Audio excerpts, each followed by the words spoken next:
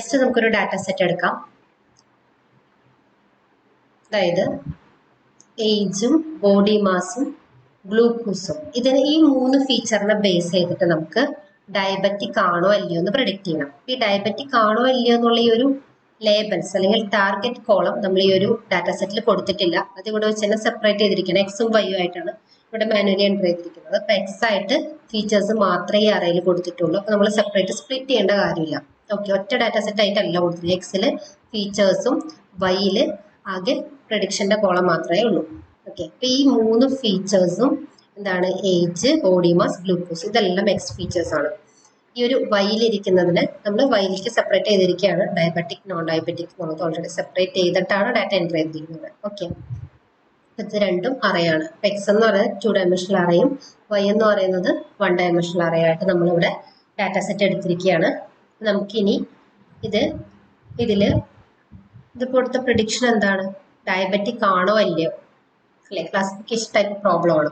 ഇതിന്റെ ഫീച്ചേഴ്സ് എന്ന് പറയുന്നത് കണ്ടിന്യൂസ് വാല്യൂസ് ആണ്. നമുക്കിവിടെ ഗസ്സിയൻ നെയ്ബിയാസ് അൽഗോരിതം യൂസ് ചെയ്തിട്ട് ഇതിങ്ങനെ ചെയ്യാമെന്ന് നോക്കാം. അതിന് വേണ്ടിയിട്ട് നമ്മൾ ആവശ്യമുള്ള ലൈബ്രറീസ് ഇമ്പോർട്ട് ചെയ്യണം. അതുപോലെ ഇവിടെ നമ്മൾ നെയ്ബിയാസിന് വേണ്ടിയിട്ട് ഇമ്പോർട്ട് ചെയ്യുന്നത് sklearn.naivebias എന്ന മൊഡ്യൂളിൽ നിന്ന് ഗസ്സിയൻ NB എന്ന ക്ലാസിഫയർ നമ്മൾ ഇമ്പോർട്ട് ചെയ്യും. ഓക്കെ, ഈ ഒരു നെയ്ബിയാസ് അൽഗോരിതം യൂസ് ചെയ്ത് ഗസ്സിയൻ നെയ്ബിയാസ് അൽഗോരിതം യൂസ് ചെയ്തിട്ട് നമ്മൾ ഇതിങ്ങനെ ചെയ്യാമെന്ന് നോക്കാം. ഫസ്റ്റ് നമുക്ക് എന്ത് ചെയ്യണം? ഒന്ന് ജസ്റ്റ് ഏജിനെയും ഈ ഒരു ഏജും ഗ്ലൂക്കോസ് ലെവലും കൂടി നമുക്കൊന്ന് ജസ്റ്റ് പ്ലോട്ട് ചെയ്ത് നോക്കാം. ഏജ് കൂടുന്നതിനനുസരിച്ച് ഗ്ലൂക്കോസ് ലെവല് കൂടുന്നത് അനുസരിച്ച് ഡയബറ്റിക് ആണോ അല്ലയോ നമുക്കൊന്ന് പ്ലോട്ട് ചെയ്ത് നോക്കാം. ഓക്കെ, അപ്പൊ നമ്മൾ ഏജിന്റെ കോളം മാത്രം എടുക്കുക. ഇത് അപ്പോൾ X of colon comma 0 means colon, first colon means എൻഡിങ്ങും സ്റ്റാർട്ടിങ്ങും എൻഡിങ്ങും ഇവിടെ കൊടുത്തിട്ടില്ല. ദാറ്റ് മീൻസ് ഫുൾ റോ വേണം അല്ലേ? ഇത് ഫുൾ റോ. ഈ 0 മീൻസ് ഫസ്റ്റ് കോളം, അതാണ് ഇവിടെ ഏജ് അല്ലെ? ഫസ്റ്റ് കോളാണ് ഏജ്. ഇപ്പൊ ഏജിൽ നമ്മൾ ഏജ് എന്ന കോളം എടുത്തു. ഗ്ലൂക്കോസ് ലെവൽ എന്താ? Colon comma 2 full row, then 2 column, അതായത് രണ്ടാമത്തെ കോളം. ഓക്കെ, അപ്പൊ 0 1 2 ഈ കോളമാണ് അറയിൽ നമ്മൾ സ്പ്ലിറ്റ് ചെയ്തെടുക്കാൻ പോകുന്നത്. ഓക്കെ, 2 എന്ന് മാത്രം ഇവിടെ മെൻഷൻ ചെയ്തിട്ടുള്ളൂ, മീൻസ് രണ്ടാമത്തെ കോളം.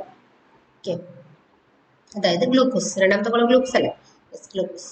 അപ്പൊ ഏജ് ഗ്ലൂക്കോസ് ലെവൽ നമുക്ക് കിട്ടി.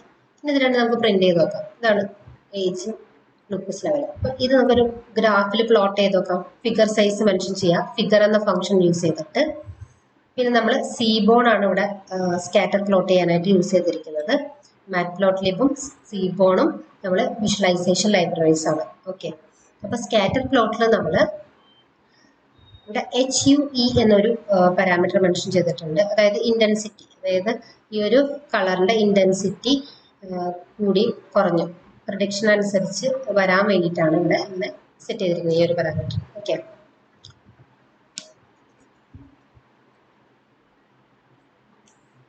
അതുപോലെ ഗ്ലൂക്കോസ് ലെവൽ,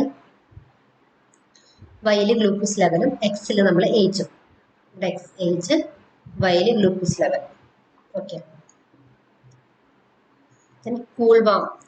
കൂളും വാം കളേഴ്സും നമ്മളിവിടെ ഇന്റൻസിറ്റി അനുസരിച്ച് കൊടുക്കുന്നുണ്ട്. ഓക്കെ,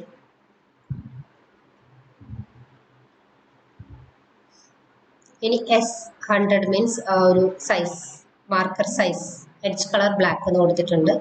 ദെൻ നമുക്ക് age versus glucose level, diabetic ആണോ നോൺ ഡയബറ്റിക് ആണോ, ഇങ്ങനെയാണ് പ്രിഡിക്റ്റ് ചെയ്യുന്നത്. അപ്പൊ ടൈറ്റിൽ അത് കൊടുക്കുക. ഫോണ്ട് സൈസ് എത്ര വേണമെന്ന് ഇവിടെ മെൻഷൻ ചെയ്തിട്ടുണ്ട് ടൈറ്റിലിൽ. ഓക്കെ, ദെൻ എക്സ് ലേബൽ എന്ന ഫംഗ്ഷനിൽ എക്സ് ലേബൽ എന്താ വേണ്ട? ഏജ് ആണ്. ഏജും അതിന് ഫോണ്ട് സൈസും കൊടുക്കാം. അതുപോലെ വൈ ലേബൽ ഏതാ വരേണ്ടത്? ആ മെസ്സേജും ദെൻ ഫോണ്ട് സൈസും കൊടുക്കാം.